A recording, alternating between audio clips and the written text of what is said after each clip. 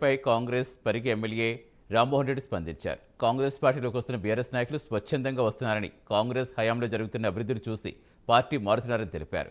గత 10 ఏళ్లుగా కల్వకుంట్ల రాజ్యాంగాన్ని అమలు చేశారని, ఇప్పుడు తమ నియోజకవర్గాల అభివృద్ధి కోసం ఎమ్మెల్యేలు కాంగ్రెస్లో చేరుతున్నారని చెప్పారు.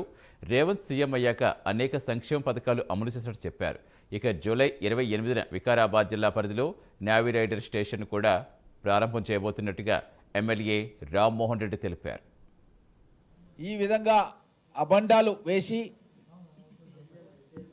మన గౌరవ ముఖ్యమంత్రి రేవంత్ రెడ్డి గారి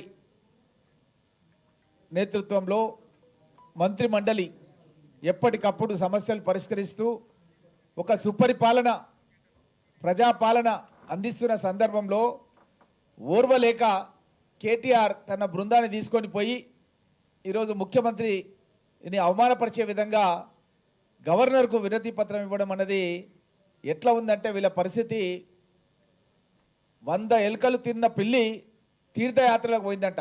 అట్లా ఉంది ఈ కేటీఆర్ పరిస్థితి. గతంలో వాళ్ళ నాయన నోటిఫికేషన్లు ఇవ్వలేదు. ఆ రోజు కేటీఆర్ గొంతు ఏమైందని చెప్పి అడుగుతున్నా.